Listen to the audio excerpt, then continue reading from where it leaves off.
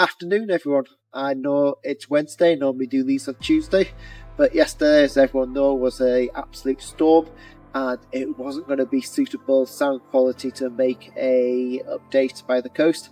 I did try at my desk yesterday to do a video, but I just couldn't get the angle, and to be perfectly honest, at my desk seems far too formal. And so I'm doing it today. Hope everyone's week's going well. How's your weekend? My weekend, well, both football matches for my son got cancelled, no surprise there. Saturday was washed out, Sunday was too windy, but my daughter had a gymnastics competition. She came first in her category. They were the only team that were in her category, but for the floor routine, which included all the different categories there, they still came first on that, so that was absolutely amazing. We're here today at Segedunum. Now, one of my passions outside of what I do with automation and processing is history. And so today I decided to come down to Segedunum. I'll show you a quick picture of that in a minute and do the video here. Because history, as I said, is one of my passions outside of what I do. And I've been going down a rabbit hole recently in terms of pre-civilization history. We're talking 750,000 years, even 1.2 million years before our species came around. I'm going down a rabbit hole because there's been some ad hoc findings across the world. And when you put the pieces together, they don't tell us the full story. We can't get all the information. For example, there's been some cut wood found that's about 750,000 years old, and it's about 20 miles shore off near an island. So 20 miles away from an island, there's these cut pieces of wood, and the inference is that they were building boats 750,000 years ago. Now, we know they must have got to the island somehow, so it's a good inference, but we don't have the exact proof of that. Just because we've got some cut wood and we know they were across there doesn't mean that we know they were building fully technically advanced. They could have got there on rafts, they could have been something else. Those bits of wood could have even been from housing, people are suggesting. Would have put it completely before we thought humans or human type species were building fixed dwellings. The reason why I bring this up, the reason why I'm thinking about this today, is because I do data analytics for businesses.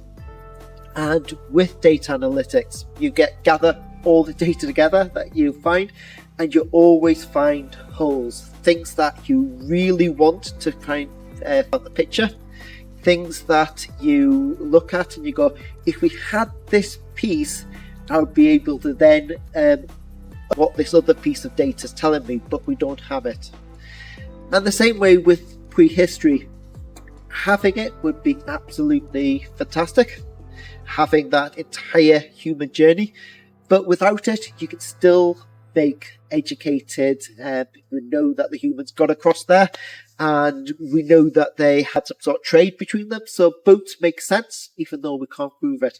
And the exact same in business. If we have a piece of data that indicates something, even if we don't have the corresponding customer profile information that we might want, or we don't have the design philosophy that was behind something, we can still make some really good inference about it. So when you're looking at data within your business, if when you're starting looking at your data journey, if you realize you don't have something, that doesn't mean that everything you've got's wasted.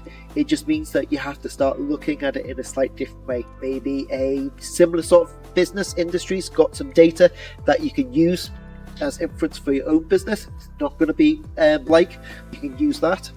Maybe collecting data moving forward, and if that connection between one piece of data and your customer profile or something else matches, you can make the inference that it must have matched in the past. And then that comes to collecting your data now if you don't have the data that you need. At the point when you start, you're going to have missing data in the past that you're not going to have, but starting moving forward means you can start filling out those dots. You can start making sure that things aren't being missed as you move forward. So if you want help with your data collection, if you want to see what sort of quality of data you've got, if you want to see where's the best place to put your recorded data, that's something I can help you with. I've been doing some work for a warehouse company recently, looking at this. They've got some really good spreadsheets that they've had for years now, and they've added, built onto it, to the point that people don't fully know what all those formulas and everything in there does. And I'm breaking that down. I'm looking at their very complex spreadsheets that they've got, and I'm breaking down the pieces and going, this is what your spreadsheets are telling you. This is your transition of data. I think there might be an error here. I think you might need to collect some data, extra data here, trying to build their picture, but also try to tidy up their data. You need to break data down into three sort of areas. You need to have a front dashboard which has your results, and understanding what results you need is the first critical point. Standing back from everything, going, what is it that I want to know? The next part is your and so that's where your raw data sits, somewhere in the background. You don't want someone to touch it, and so you want your data collection to go through forms if possible, or some type of that collects that data, puts it into your raw data, and try and keep that raw data secure from everyone. And the two, you want your data transition. You want your calculations between your data and your dashboard, so that if someone just needs to know a quick snapshot of what's something happening, they go straight to the dashboard. Don't need to worry about anything else. Don't need to wade through tabs and different sheets of data. It just brings down your data more efficiently. Hopefully you've seen some media from me. I'm going to be doing more social media in terms of hints, tips, advice in the coming weeks, months. If you've got questions for me, please ask.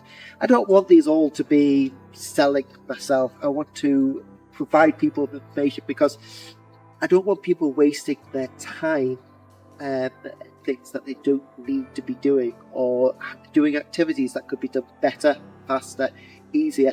And it's not all about me coming in and showing you that. I want to share some of the information with yourselves.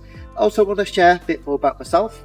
That's the reason why I'm doing these videos, because when you work with me, you have other people behind me that you'll be working with, so understanding me, who you're going to get, my personality is right. Well, this is the bathhouse at Segedunum. This is not hundreds of thousands of years old that I was talking about before, but this is merely 2,000 years. But Wallsend is fantastic for its history, from Roman to the industrial history. Anyway, well, I'm off to parents' evening for my daughter. I'm sure it's going to be absolutely fantastic. Enjoy the rest of your week, and I hope to catch up with everyone soon. Thank you.